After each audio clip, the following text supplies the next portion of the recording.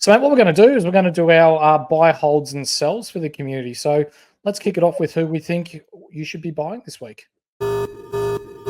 Target acquired. At the top of the list, I had Jared Lyons, but he's not playing, so let's fuck him off. And let's start with Luke. Let's start with Luke Jackson. Jackson, average of 145, break even of 19. He's going to make great coin. So whether you bring him in just to generate coin, or whether you think he can be your bloke that can average 100 even when Darcy comes back, I like it. Really like it. Then we've got Caleb Sarong. He's the best Supercoach player so far this year, 155. Break even of 41. You got to get him in if you can. Luke Ryan, average of 146. Break even of 54. Has a very Supercoach friendly game and still only owned by 5% of teams. Skiddy. Yes, sir. You want to go with the next couple, mate? Yeah, mate. Tommy Powell. Pow. Tom Powell, he's only owned, well, now we know he's owned in 10% of leagues. He has an average of 112, break even minus 47. As I said, centre bounce attendances, 26 of 26. That's all we need to say. Harry, the She's God, break even of 72. For those that you're waiting for the price drop, no. We get Sheezy in now. Colby McKercher, if you didn't start with Kirch, you're really stuffing that up, because that is a break even of minus 68. And I believe you'll be able to hold him until the DPP where we can put him in defender. Tristan Seri, break even of 16, average of 107. It's bloody interesting to me, mate, because I got Tingles and Grundy, and it's like, I'm not sure yet, but we'll see how we go. Fuck. Sorry, you got to highlight asses, because fucking Catalina wine mixer. Pow! Harry McCoy, 398k, average of 121. If you're going to get him in, this is going to be the one right now. He's going to absolute skyrocket after playing North. Jack Carroll, 123k. It's perfect for your midfield as a small price. Matty Crouch, yeah, boy, average of 121, break even of 36. We know that he's great for Supercoach, shithouse for Adelaide, but that's all right. Jackie Steele. Yep. Horse has been speaking to this into existence from the pre-season. He's now got the break even of 61. He should smash that. Yep. Horse, talk us to it about Nasiah Wanganeen Miller, the big fucking Wang. The Wang. I reckon he'll be one of the most traded in this week. Average of 110, break even of 48. So he's going to make you coin. Zach Butters, average of 146, break even of 68. He will smash that also. Maxi gone are the days where you're just going to be able to pick him up for a bottom price, because he will go north of 600k very soon. Average of 115, break even of 60 this week. It is time to get him if you want him. If not, you'll just have to fade him. The Zinger, 99 last week, break even of 37. Your boy, the Zinger. Mate, he's not upsized yet, but shit, I can't wait for the day when he is upsized, because your boy, in case Herbie's still listening, Jason Johannesson, is that his name? JJ. Average of 97. He's been the surprise packet so far. Break even of 42. Could make you some nice coin. Lockie Bramble, average of 95.5. Another smoky. Break even of minus 26. If you're going to bring him in, you're going to do it this week. Elliot, average of 103. That's it. Break even of 47. He's been really good, and I am buying stocks in Elliot. Matty Roberts from Sydney, average of almost 80. Break even of 35. Still, make it rain coin, Robbo. Errol, back to 614k. This is probably as cheap as we're going to get him. So if you want him, this week is the week. Isaac Heaney, 515k. He is now up 61k from last week. Average of 136, break even of 45. Could make you another 40 or 50k this week alone. Maxi Holmes, break even of 46, average of 103.5. This guy's been very good. It is buy season, and I'll let you finish off with the others, mate. Ollie bloody Dempsey, what a man. Average of 79, break even of minus 71. Yep. If you're going to bring him in, get him the fuck in right now as that forward line. Jai Clark, massive hold. As we said, Dangerfield is out 6 weeks. Jai Clark will benefit from this. He has a break even of minus 3. I don't care about the 13. He will be better for this. And look, if you're gonna do it, it's a Massimo D'Ambrosio. I can't do it as well as Horse, but he gives a shit. Best scorer for Hawthorn so far. He has a break even of -82. Yep, I said that. -82. If you're going to bring him in as these defenders, mate, it's Massimo all the way. Horsey boy. Tell me about some sells. I can do that.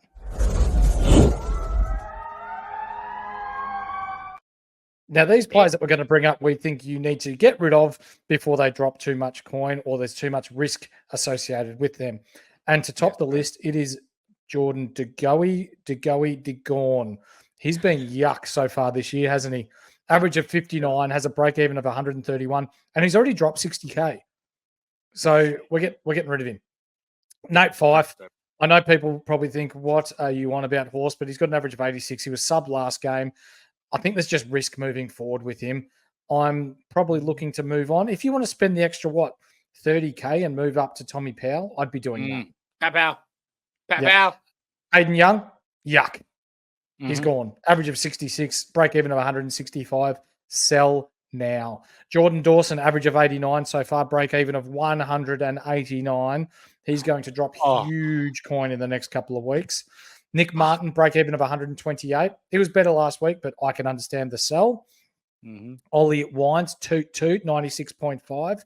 What you see is what you get here. I would upgrade before he drops price and go elsewhere. I'd probably go sideways from Wines to Crouch. I think that you've almost got yourself on nearly a premium there. Shy Bolton, yuck. Average of 72 so far, break even of 137. Lost almost 41K last week, likely to lose another 40K this week. And you want to go with the last three, mate? Yeah, mate, as we just said with Bolton as well, we watch when that price is down. When that price is down, then that's when we jump on Bolton. James Sicily, break even of 195. Nope. Nice downgrade target if and when Hawthorn actually get their back sorted. So hopefully Phillips comes in. So we'll see how that goes. Oh, another Hawthorn player. Jai Newcomb, absolute massive sell. He's been dog shit. James Warple is all over his positioning. He is not making his way around the ground. He has a break even of 179. Please sideways him to someone you have to, because Newcomb is just going to kill your money. Oh, look at that. Another Hawthorn player. We got more. Quieter last week with a 44, 140 break even. It could be a very good downgrade option, though. We know that he had the glandular fever, so it could be someone that we get in later on when he pushes back up. Horse, we've got a couple of hold options as well with our buy, sell, and now a bit of hold. Let's hold it.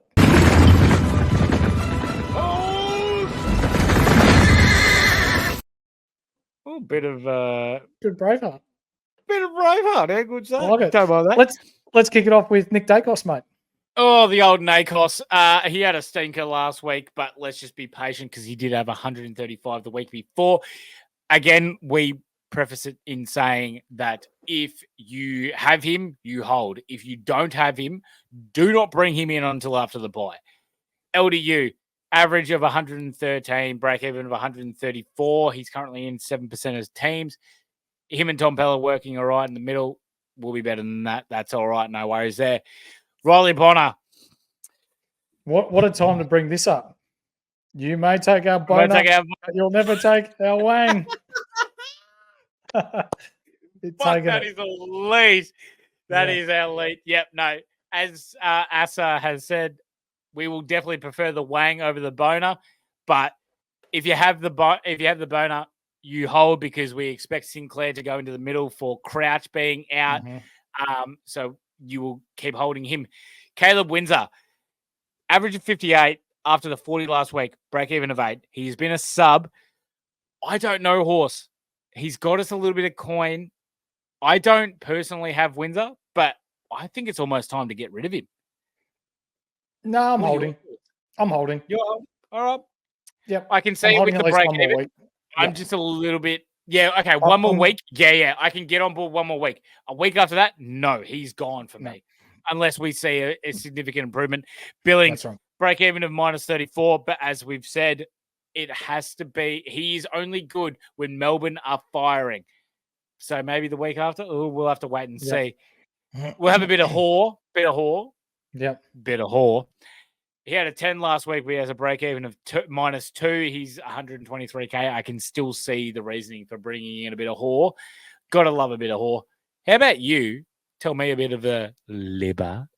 Well, Tommy Liberatore is averaging 103.5, break even of 160. He will likely drop cash. So if you don't have him, you could look to bring him in a couple of weeks' time. Or if you've got him, you've got to hold him. You just have to because he will come good. Jaden Short, 64 last week, still averaging 94 though, even with the 64. I think this was just a bad game. So I would hold if I had him. But if you don't have him, I'm not looking to bring him in. Jai Clark, he's a massive hold. Without danger there, he will get more inside mid-time. Yes, the average is only 36 because he scored shit house the first game, but he still has a -3 break even. And with a big score this week, the 13 from his 13 touches in round one will be out of his 3-round scoring, and he will go high. Jeremy Cameron, average of 88, break even of 85 after his 57 last week. Hold him if you started with him, but I'm not going out of my way to bring him in. Like that. Skiddy. Yes, sir. Are you ready, kids? Aye, Captain! Let's talk VCs and Cs this week, mate. Where are you looking to go? Mate, I think you already know where my C is going. Same with me. Average of 132 points against in the ruck, West Coast. It's Tim English. All right. Timmy English is my captain. There's no ifs, ands, or buts. Where am I going with the vice captain, though? There's a couple of good different options here, right? But where I'm leaning to is I'm backing history on my side. Zach Butters, last time he played Melbourne, had 181. I'm backing in Butters for the history aspect of it purely because I'm that confident that Tim English is going to score massively. So I'm going to have that gamble on Butters. Where do you go for your captains? People will call me crazy, but I'm going to slick my VC on Dacos against Brisbane. His last two games against Brisbane, he scored 131 and 151, and he's just as likely to come out this week and go bang after his shithouse performance last week. But Tim English, the C, is firmly planted on the big tingles. He could go north of 160, 170 this week against West Coast. Okay, Horse. So this is where we need to have the conversation, right? Go. What score does Nick Dacos, or for me, Zach Butters, need to get to feel confident to loop a VC option to go against Tingles? 135. 135. That's where you're going? Yep. Shit. I was at 160 and I thought I was being a little bit unreasonable. No, money in the bank, mate. If I'm getting 135, I'm happy with it. Righto. I'm saying right now, if Zach Butters scores over 140, I am still going to take Tingles as my captain. Wow, that's a big call. Yep. Massive. That's where I'm running at. Massive call. So you heard it here first. We've got Zach Butters VC into Timmy English, but Butters needs to go north of 160, it would sound like. No, 145. I will happily. 145? I'll take Butters. Okay. I'll take Butters at 145. Yep. And for me, I'll be taking Nick Dacos anything over 135. And if not, it'll be Tim English.